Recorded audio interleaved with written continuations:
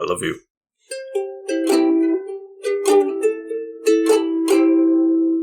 Welcome back to the Couch Potatoes. I am Barbie. And I am Barbie. Welcome to Barbie and Barbie on the Couch. This is a show about Barbie. And, we're happy to talk about Barbie, which is in theaters now. Yeah, we're doing a deep dive. It's a bit late, but that's fine. It's a bit, sure. I mean, we did go out, right away.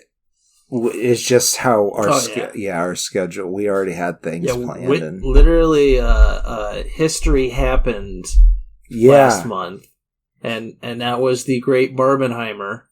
I did not do. Neither of us did the event proper. You watched Barbie. You did not watch Oppenheimer, unless you've watched it since that I don't know about. No, I haven't. I really want to. Okay, but. Dang it. That's all right. I didn't do the event proper. I went to see one movie on, one day and then Oppenheimer another day. So it's like I split it up, but I still did. I had the Barbenheimer experience. I didn't stick around for for one night. I couldn't do that to myself. That's just, you're asking for what is that? 5 to 6 hours of just sitting in a theater. That's hard. Hard. I can't do it. And one day, I struggled to do that at work. But I did watch Oppenheimer. If you're interested in hearing my opinion on that, I think we already have it out there on Bangers and Hash. Yeah, I think so. I don't know. You edited that one, and then I didn't check if it was put up. So it could be nowhere. It's up there, but I don't know if it's on YouTube. I don't think we put it on YouTube. Oh, we didn't put it on YouTube. No, because it is a Patreon exclusive. Thank you, Green Traveler. Exactly. Barbie. Yes. The Barbie from Gorsh. Green Barbie Traveler. And I am the faceless Barbie. It got melted off. Yeah. But yeah, it's a Patreon exclusive. If you're interested in that, head down to patreon.com/greenandfaceless. Yes. That's where you'll find our Patreon site where you can become a patron, a true couch potato. Yes.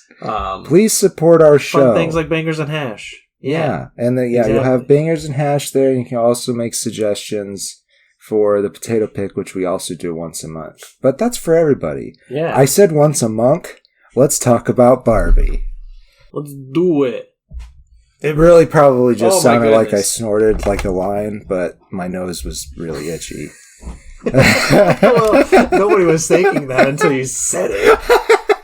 Now I'm suspicious, aren't I?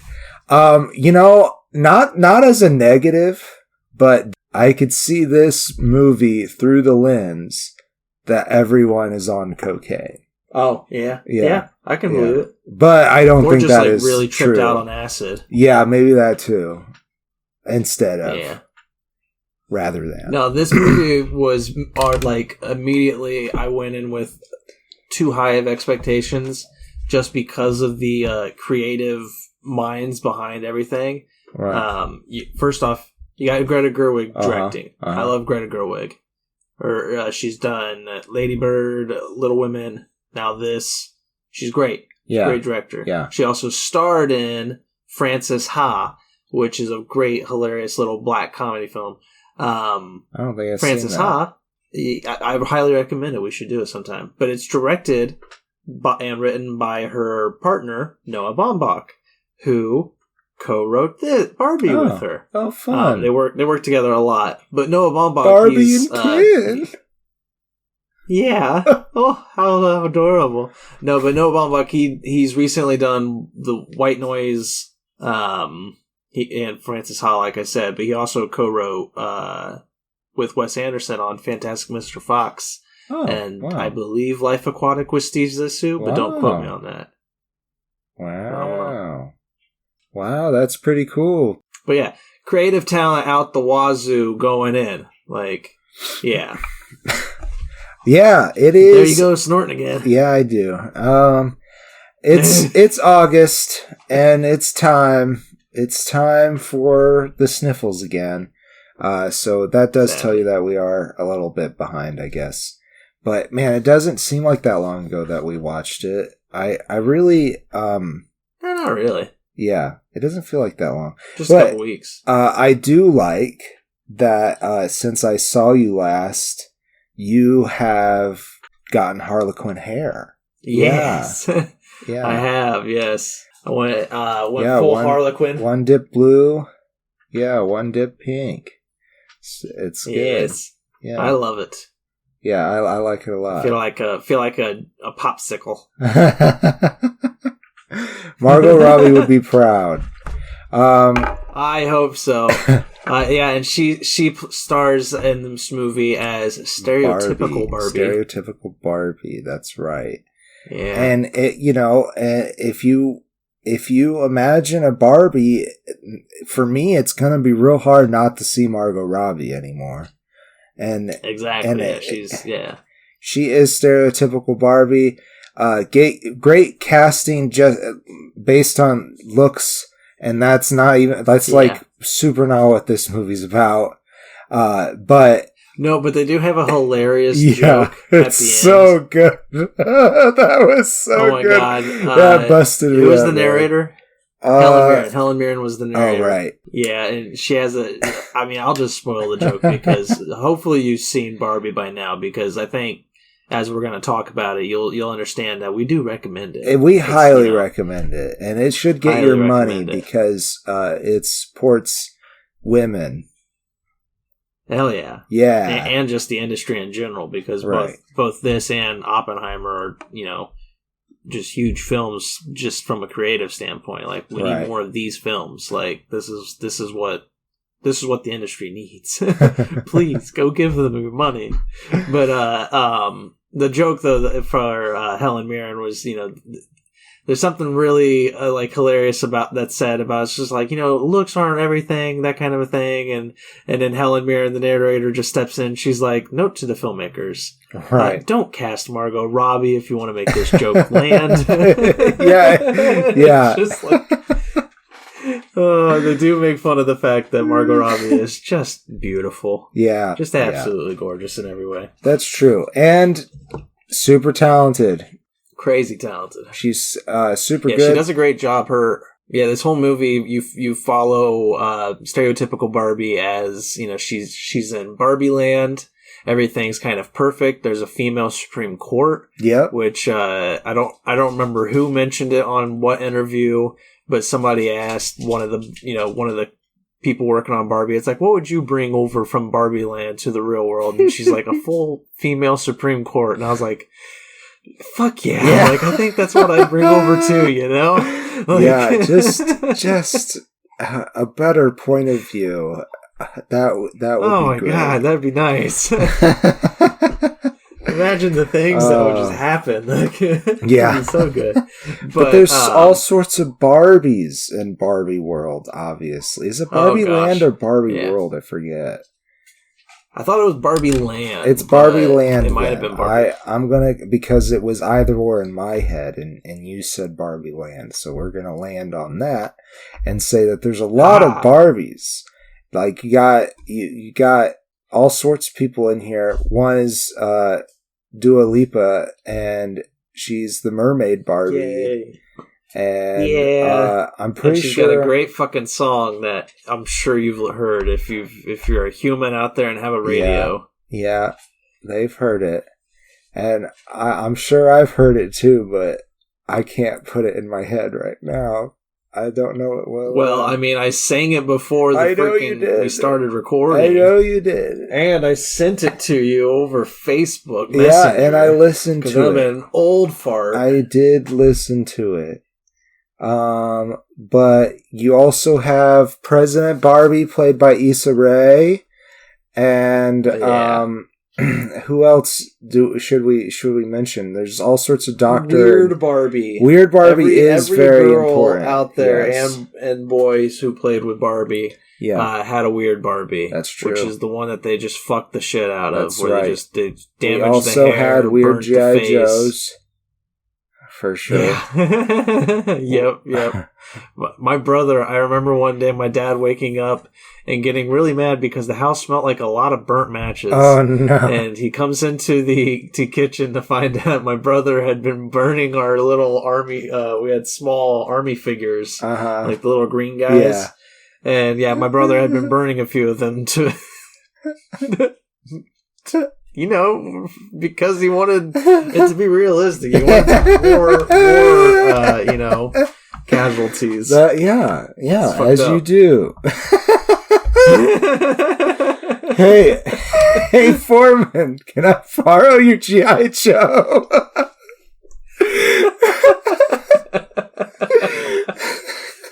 Jesus. But yeah, Kate McKinnon is perfect as a weird Barbie. Yes. Because, that's what she's great at. She's great at making weird characters and being allowed to just improvise within range. Yeah. And man, this is one of my favorite roles she's had because she's perfect as weird Barbie. You don't think that she was actually doing all those splits, do you? That was props, right? I would assume props, but props to her if it's real. Yeah, props to her if it's real. Yeah, I like that. One thing I really did like about Barbie Land is that it has the physics, the atmosphere of a kid playing with dolls. That's right. Because if stereotypical Barbie were to swerve off the road in her car, it would literally just do like a little loop-de-loop up in the air and then land in a poof of dirt, of CGI dirt on the side of the road. Oh no, we had an accident. I was just like, I love that. We better take it over to Garage Ken. Oh, we didn't mention some of the Kens. Well, we might as well do that. Yeah, we gotta talk some of the Kens. Of course, we have Beach Ken, who's played by Ryan Gosling. He's like, no, I'm not surfing Ken. No, I'm not lifeguard Ken. I'm not lifeguard Ken. Not lifeguard. I'm Beach Ken. Beach. I'm Beach. I do beach. I beach. I beach real good. You want to have a beach off? That's in the trailer, so we're not ruining anything. Yeah, I feel good about saying that one. That's not spoilers at all. Yeah. The beach off happens between opposite Beach Ken and Tourist Ken, played by Simu Liu. That's right. Who I fucking love. Yeah, he's super funny. Great. Yeah. You might recognize that name from Shang-Chi and the Ten Rings, the Legend of the Ten Rings. And we also have, very important to us, excuse me. Oh, my stomach just took a turn. Oh, just a little gassy. No. Okay, Churigawa. Yes, Churigawa. Sorry for that interruption. Artist Ken. Yes, Artist Ken. I love it. It's so He's good. the next Doctor. I'm so excited. He's going to be the next I was Doctor. like in fits whenever he was on screen too, because I was just like, oh my god, he's big and famous. Like he is one of the many cast members from the show Sex Education that Greta Gerwig brought over to Barbie. Because you got Churigawa, you have Emma Mackey, who plays physicist Barbie. Oh wow. She was basically cast just because she kind of looks like Margot Robbie. It's pretty close. Like it's not too bad. And then also one of the CEO guys. He was the casually dressed guy. With the Mattel receptionist CEOs. guy. Here it is. Connor Swindles playing Aaron Dinkins, a Mattel employee. He's also in Sex Education, so it's just like I feel like she just watched Sex Education and was like, "Oh my god, these people are perfect." I want all these people, and just like reached out, because it's hilarious. I love it. But yeah, seeing Churigawa on the big screen before I've seen him as the Doctor, like I'm so excited for his tenure as this character. He does a very good job, and so in Barbie Land, whoa, I fell over. In Barbie Land, hit my table. All the Kens are kind of paired off with Barbies, which does leave our odd wheel always in Alan. And oh yeah. Alan is played by Michael Cera. Michael Cera.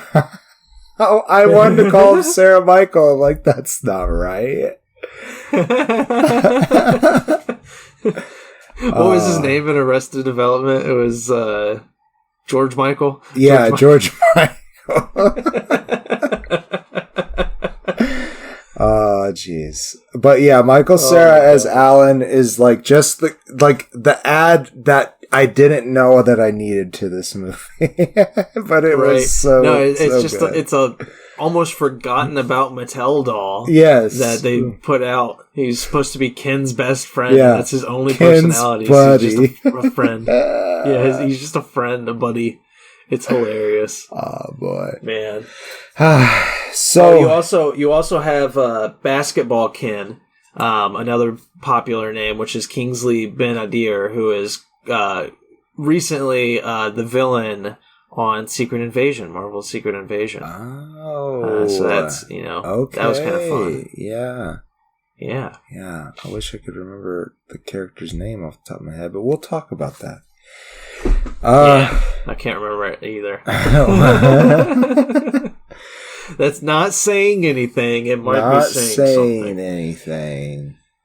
But there's a flip side to Barbie Land, and that's that Barbie Land is it's kind of like a bubble universe, a pocket universe within our world. So, like, it kind of does the I don't remember what movie I'm trying to reference all of a sudden, but the thing where in our world, if we believe in something enough, it becomes real.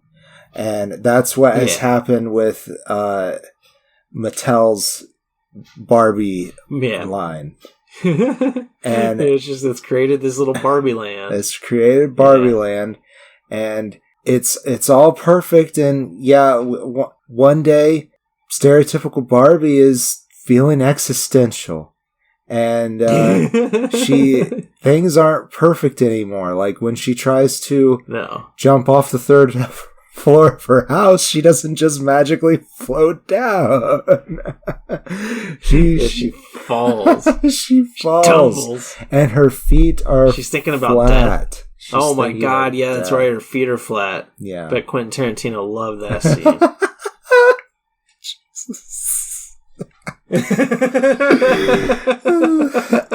He's like, I took better shots of those feet, damn it. Oh well, this is still good. Good. I'll take it. Oh no. You're elaborating. She gets existential, and Weird Barbie tells her that she is feeling this way because the little girl that plays with her is feeling that way. And so the only way to fix it is to go to the real world. So talk to this little girl.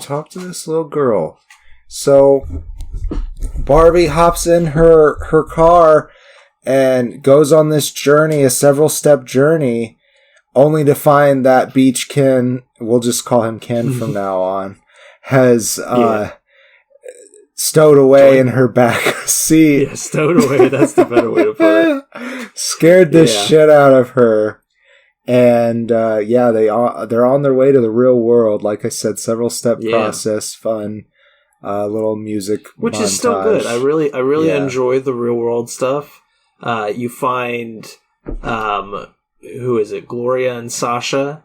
Gloria played by America Ferrera. Sasha by Ariana Greenblatt. Right. They're good. I enjoy their story. Mm-hmm. Mother-daughter, mother is a Mattel employee. Mm-hmm. Her daughter is getting to that age where dolls just aren't fun anymore, and she doesn't, she's growing outside of her mom's interests. Her mom wants to play with her still. Yeah. And she's like, she still wants to have a kid. Yeah, exactly. Yeah. And so it's like, you got that little bit of existential crisis with the mom, like being like, oh my god, I'm I'm getting old. I'm sorry, but you have that, and I enjoy that stuff. What I don't enjoy is the Mattel Corporation. I do enjoy that. I enjoy that Mattel made fun of themselves. Right. I think that's great. I think that Mattel producing this movie where it actively makes fun of the company for being money hungry and that kind of stuff. Good. That's great. I love that Mattel saw this and was just like, keep it in. We're not going to stifle your creative story here. This is fun. Right. This is fine. Mm-hmm. That's great. Applause to Mattel for that. Will Ferrell as the CEO. I'm just not a Will Ferrell fan. I'm sorry. I'm not a Will Ferrell fan either. I think he himself seems like a very nice and fun person. Yeah. But I'm not just that into his comedy. And I think he does well with other people that he has really good chemistry with. And not to say he didn't have chemistry with these people. It's just not the right... Like Step Bros. Yeah, Step Bros is a really fun movie. Yeah. And there's a couple other ones. I mean, he and John C. Reilly are just, I think, they do really well together. Pretty good, yeah. John C. Reilly is... John C. Reilly is great. Boon. Yeah. He's a great benefit. And for this reason, I am sorry that I am not a big fan of your comedy, Will Ferrell. It's just not for me. No, it's not. It's not for me either. It doesn't work for me, and it doesn't work for me in this movie either. Because whenever Will Ferrell was on screen, that's when I was just kind of like, all right, my brain, which was enjoying the hell out of this, just immediately hit a stutter stop. I see. And I was just like, oh, get back to the good stuff. Everything but the Mattel CEO board. Right. I just, I didn't care for that, which is upsetting because it had that character from Sex Education, Connor Swindles, the actor. He was had him, funny, actively in those scenes, and he was hilarious in those scenes. I did love him. Yeah. I understand what you're saying about Will Ferrell, and for the most part, I agree. But I did think it was a funny add to the show for the fact that Mattel is making fun of it. I can deal with Will Ferrell if he's not the main character for the most part. Yeah, he didn't ruin the movie. That's the most important thing. He didn't ruin anything. Yeah. I won't say that at all, but it's just that those were the only parts that I found it hard to watch, where I was just like, man, I could have done without this. Right. You don't really need them. They don't really add anything to the movie. They kind of give a bit of a chase feel, like you're being chased by an enemy, time is closing in, you gotta get this happen now, but you don't really need them. No. They don't really add to the overall. And really though, they're not even like an enemy. They're I don't know, they're like a mid-level antagonist, Yeah, the way that this story ends up anyways. And I think that we'll talk more about what happens after a soda pop break, and perhaps behind a spoiler wall, because I do think we have more to say. Yeah, we might as well put one up, because I think there's some funny things to divulge. Yeah. So you think now is a good time to break, or did you have something else to say before we move on? Yeah, let's break. Okay, let's take a soda pop break. Mine is going to be pink and fizzy. Mine's going to be black and tarry.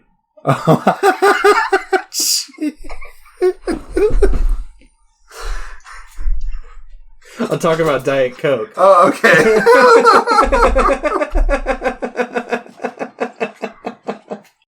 I love you. Hey there, Potato Barbie. To skip spoilers, go to minute 44, second 30. Okay, so we're safe behind the spoiler wall. Yes, and also something that the people who are skipping spoilers won't get to know is that it's been almost a full 24 hours since we started the first half of this. And I just wanted to apologize to the Green Traveler for my body being the way it is. I guess I wasn't designed very well. Yeah. I mean, they didn't really intend to give me sapience, which is a word that I just learned today. that in sci-fi, a lot of times when they're like, "Hey, they're sentient," that is really used for like, if they feel pain or show any kind of emotion.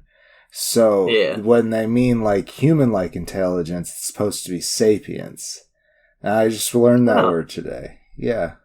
Interesting. Yeah. Interesting. Yeah, but a friend like told Homo me sapiens. Yeah, but it's sapience, and elephants and some parrots and dolphins. They all have sapience, and then the sapiens. Dolphins can be fucked up, man. Yeah. Oh well, Barbie. Let's get some spoilers about Kirby. Barbie. About Barbie. Yeah, Barbie. Yeah, a whole day has passed. In that time, I have forgotten even more about Barbie. Let's be honest. I'm so sorry. Okay. No, I'm just joking. I just I don't know. I really don't know specific spoilers that I want to talk about. Okay. Yeah, you're gonna have to guide me. All right.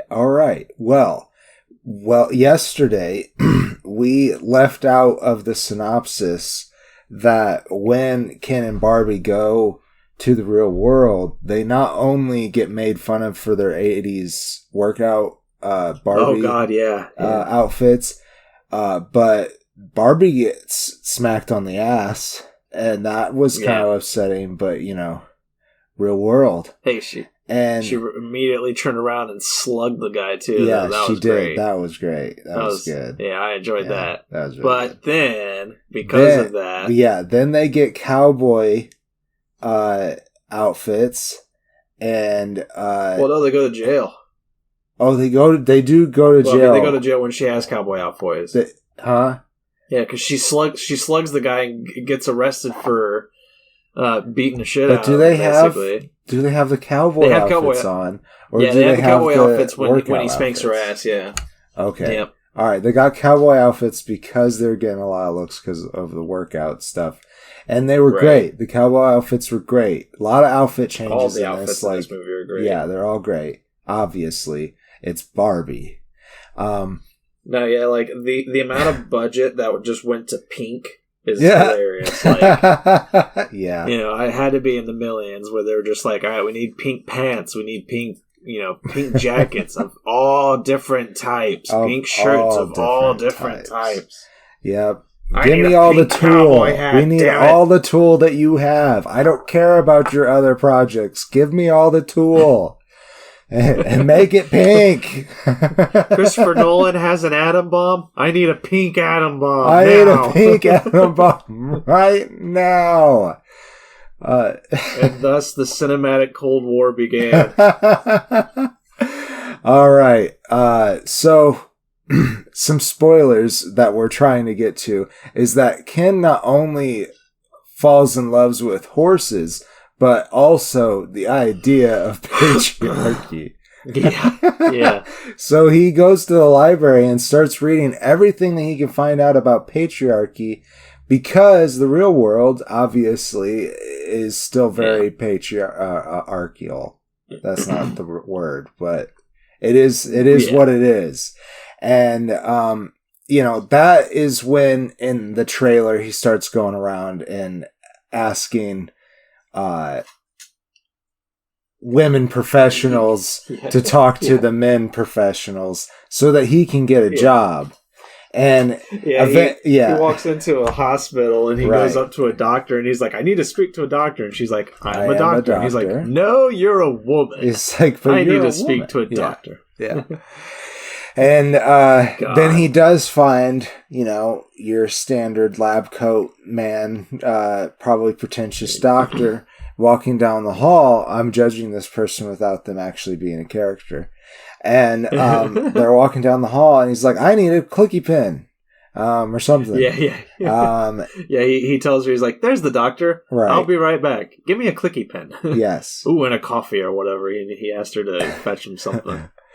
So I believe at this point he brings this up to Barbie, but Barbie has been trying to find I don't know if she goes to Mattel before or after.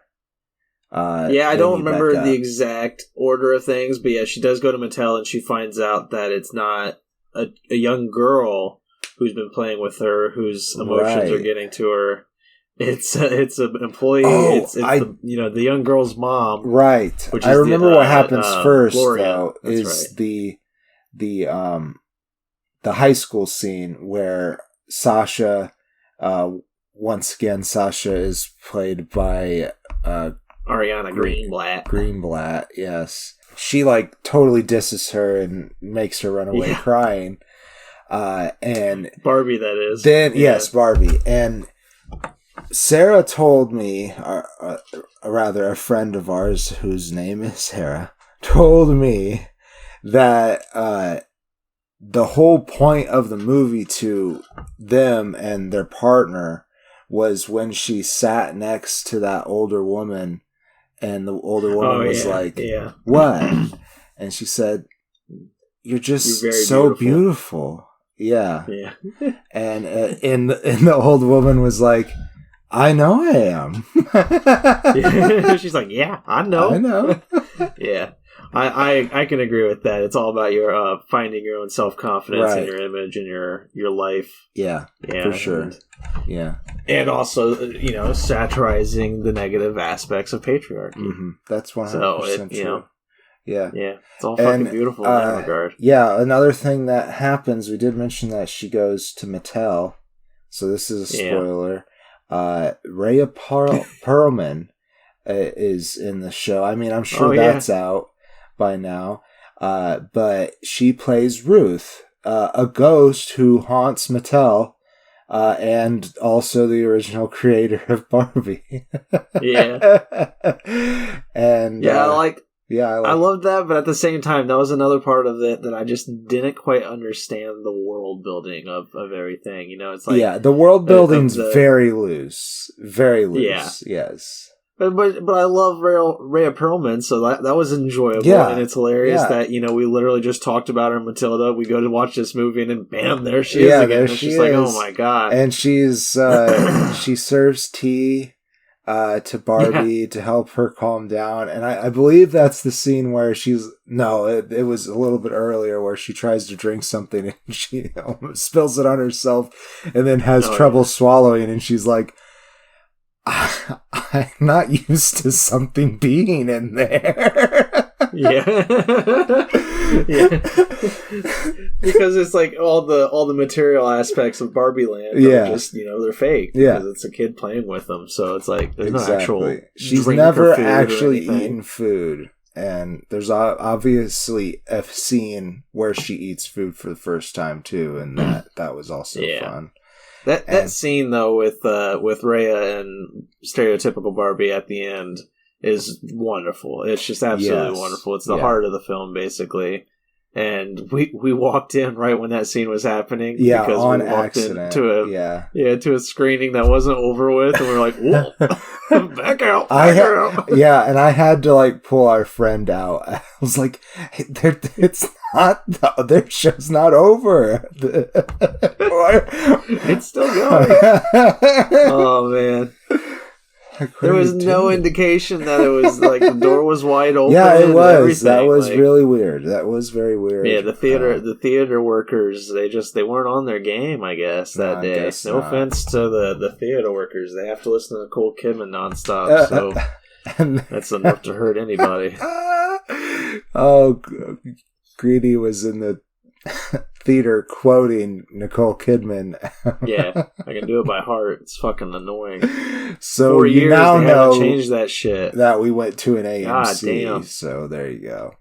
Fuck AMC. You can sponsor us. If you sponsor us, I'll take back everything I say. That would be fucking awesome. But, and I'm sure we would talk a lot more brand new movies if they did.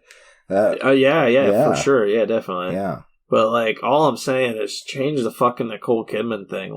God damn, it's let been it be us. 3 or 4 years. I'm so tired of hearing it. I go to a movie every single week, and I have to listen to her. We come to the movie theaters for laughter, right. so let's cry. Like, shut up! I just want to watch the damn movie. Yeah, they should. I already went through 20 fucking minutes of trailers for this shit. Us as us animated on a couch. There you go. And yeah, and that could be a whole new thing. It could revitalize the industry. Exactly. Yeah. It'll be us turning off the TV, getting up off the couch, going to the theater, sitting down, and watching a damn movie. That's right. And we'll do it before the trailers, so it's not a fucking cop-out, so you don't feel like you've wasted 20 goddamn minutes of your life watching the same fucking trailers that you've seen the last goddamn 4 or 5 weeks, just to get to the end of the damn trailers to have Nicole Kidman talk for another 5 fucking minutes. Put it before the trailers. It's goddamn painful. It's so painful. And what even pisses me off even more is that she gets that moment where she's like, when the lights begin to dim. And they don't ever dim the lights then. She's fucking cueing you. That is a pretty good cue. You're right. If they would just say when the lights begin to dim and then the lights dim, you are immediately immersed. Yeah, you're just like, I'm ready for a movie. Yeah. Oh, all right. Yeah. No. Nothing. It's bullshit. AMC, fix it. Fix it. I'm so sorry I went on my rant about this in the middle of Barbie. So anyways, yeah. Ken brings patriarchy back to Barbie world after a fight with Barbie. And that's really what we want to talk about. Yeah. Yeah. It becomes a whole bro nest. Yeah. Yeah. They somehow... Okay, so Weird Barbie at the beginning warns that if she doesn't fix this shit with Gloria, it turns out, that it will affect Barbie world forever and the real world too, and everything will get weird. Yeah. And so part of the weirdness, but not like fun weird like her, but like bad weird. But like bad weird, like patriarchal Barbie land, like patriarchal America. Yes. So Ken comes back and just completely, this being Ryan Gosling's Ken. Now that there's more Kens and Barbies, we should specify. You're right. So Beach Ken.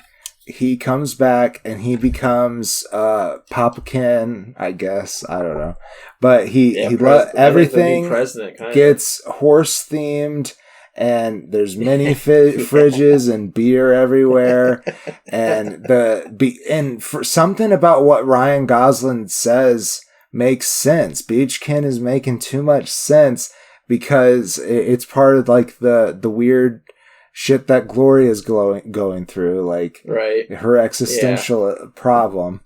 All the female or all the Barbies that were left behind are all slowly becoming like hypnotized. And, yes. You know, they're falling under the spell of patriarchy. Falling right in. The president gives up her seat.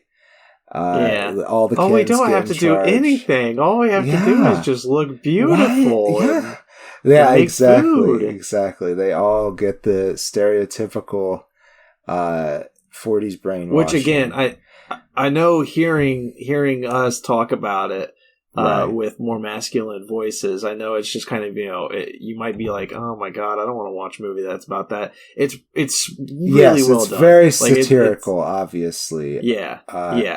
And it's really, really funny, and it pokes fun at patriarchy, not encourages it. And I don't remember what the song is called, but Just a Kid? It goes, I'm gonna push you around. Yes, I will. Oh, yes, I will. Yeah, I know which song you're talking about. I can't remember what it is either. There's the scene where they're all on the beach, and all the kids start playing that to the Barbies, and they're just they've been listening to it for like months at this point. Yeah, Push by Matchbox 20. Oh my god. It's such a fucked up song after it's put in this context. God. Like, I never had listened to it, really listened to I've definitely heard it, but it's not a song I would turn to at all. Right. But when it was put in this context of like men just jamming to it, like, fuck yeah. Like, bro. I was like, oh my push God. You around. So well.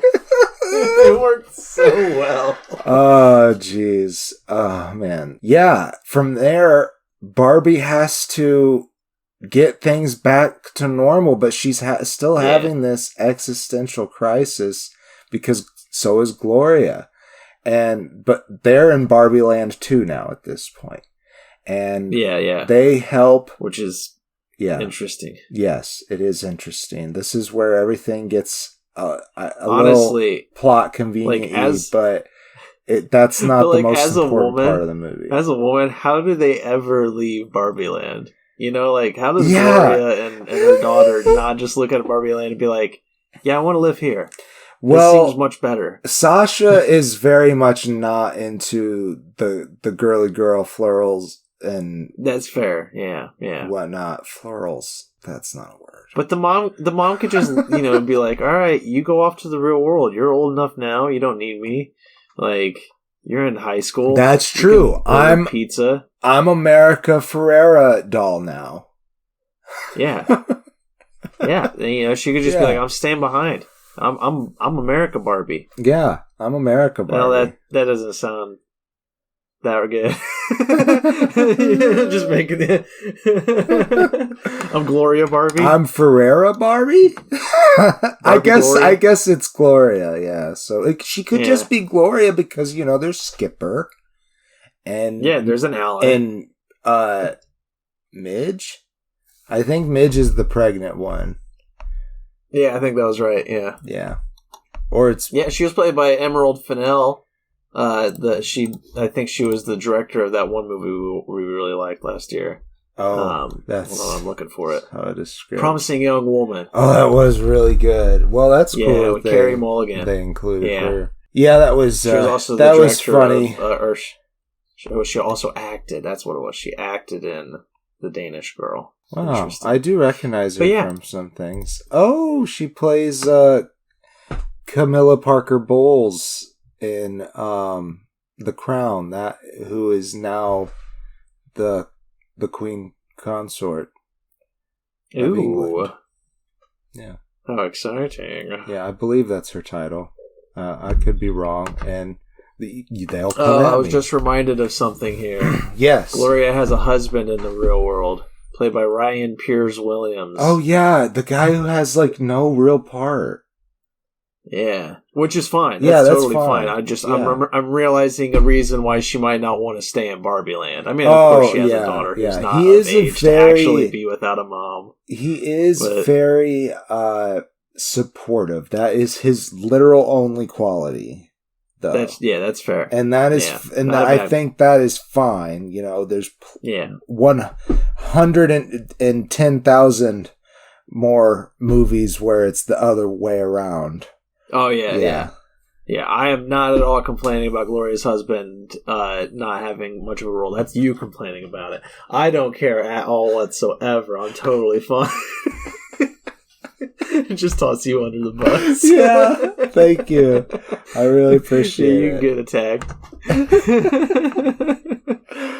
I don't know what else I really want to spoil about Barbie except for Kenough is... It's a way Kenough is beautiful. Of life. Yeah. I mean, that was the only thing that Ken got right when he brought patriarchy. Oh, yeah, okay, we are behind a spoiler wall, so I do want to say they fix it. It's a good, happy, good feel movie at the end. And Ken is... It's a happy, feel-good movie, but still with a lot of emotional depth because there's a lot of change that Barbie too. They don't just go back to the way things were. Exactly. Her development is really well done. Yeah, throughout the whole thing. Definitely. But I do want to say that Ken, Beach Ken, is regretful about what he has done. And he really only cared about the horses. Yeah, he said, that's what I was about to say. He said, really, when I found out that patriarchy wasn't about horses, I lost interest.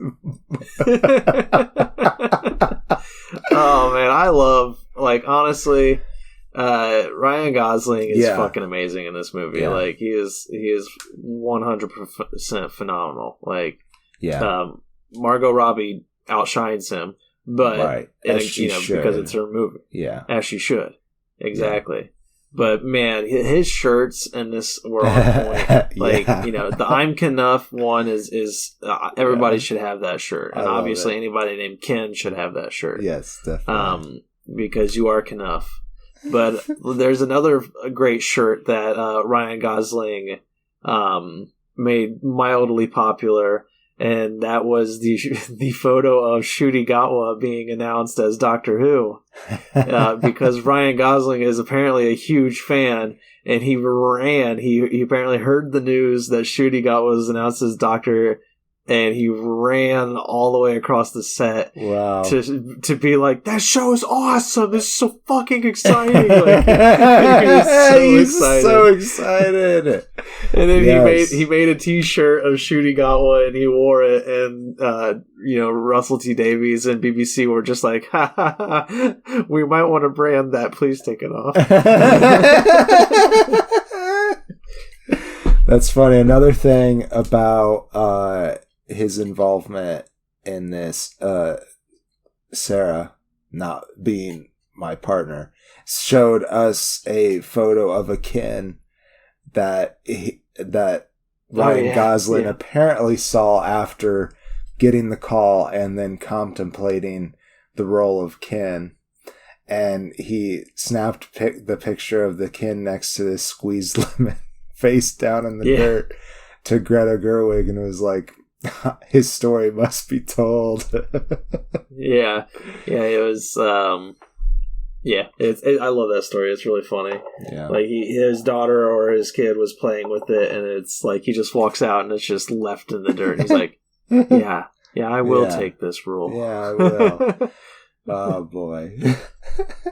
It's beautiful. To give my closing statement, to wrap up on it, I fucking love this movie. It was super fun, super hilarious. There are definitely jokes that don't hit, but that's because it seems like they're trying to please everybody while also trying to keep a very tight message on, female power. Basically. And and self-awareness, self-identity, and happiness with all that kind of stuff. And it's like, it's so beautifully told, but there are definitely jokes that they happened, and I was just like, all right, a lot of the Will Ferrell stuff, I was like, all right, fine, whatever. But overall, I don't care, because it's still super fun, and I enjoyed the message. And I walked out feeling like, fuck yeah, women rule. Yeah. Patriarchy sucks. down with the patriarchy. I was like, hell yeah, this is great. I'm a Barbie, you're a Barbie, we're all Kenough. I give Barbie. It 4 stars. That's awesome. I did really enjoy it, and the experience that we had together with our friends in the theater was also very fantastic. I can't wait to own this and support it in that way. There's so many Barbie movie products out there. What really got me wanting to watch this was the trailer, and knowing that it was going to be all about, hey, this is talking about the image that we've provided up until now for this character, and what we want her image to be in the future. And so I think that this movie really is going to shape the future of what they do with Barbie, I hope, and really re-cement her message from being the superficial thing that it can be, that Sasha, the character, sees it as, and really be a tool of empowerment that anybody can do whatever they want. Amen, man. Yeah. Yeah, I really enjoyed that. It's not it's not like those other movies that are just based off of a brand, you know. It's not like, I mean, the Lego movie's pretty good. It had a good message, really good animation. Yeah. But like, you know, I don't know specifics, but it's just like anything that's just trying to sell toys, basically, like any of those kind of movies, a lot of them are just kind of, you know, throwaway. They're just like, yeah, it's for the kids. Who cares? There's some, like, you know, there's some fart jokes in it, you know. Yeah. Transformers, you know, people seem to like those, but they really are just run-of-the-mill action movies when it comes down to it. Yeah, exactly. And it's just creative vomit, and it is, you know, throw some fart jokes in it, make them laugh, bright colors everywhere. But this means something. Have a cut every 5 seconds. Yeah. Like, yeah, this one went above and beyond everything it needed to be, and it made fun of the company. It did. And the company was okay with it. That's right. Which is great. Yeah, and I did not rate it. I do give it a face and a half, and I am excited to see it again, hopefully soon. I don't know if it will be in the theaters, but I do want to see it again. Well, I mean, it's still in the theaters right now, so... That's true, I can do it. But I did just go on a trip to Colorado, which was fun. Very much so. We went to this thing called Meow Wolf, which is like this interactive art exhibit thing, where like this convergence of worlds. There's this whole story behind it, too, and it was rad, and I highly recommend it. I bet it would be really fun with some sort of inebriation. And in fact, they were selling drinks. Certain nights they sell drinks at the exhibit. So that was fun. Interesting. Yeah. Highly recommend. Not a sponsor. But it's art. So you gotta support art. Alright, I think that's the show. If you want to support art, I think we did a really heavy pitch at the beginning, but if you want to support our art, please go down to patreon.com/greenandfaceless and see what you can do there. Or write us a review somewhere. Subscribe, follow, do those things. If you really made it this far in the episode, then clearly you enjoy us to some extent. To some extent. So, yeah, if you can't enjoy us at a financial extent, at least enjoy us in a, you know, rant at us extent. Like, comment, we would love review us. It could be terrible. You know? That would be fine. Yeah. But if you know, are even, you know, benign, how you feel about us. Benign's not exactly the right word. I guess, you know, we want you to be not cancerous. Nice, not cancerous, not malicious. That's for sure. Or malignant.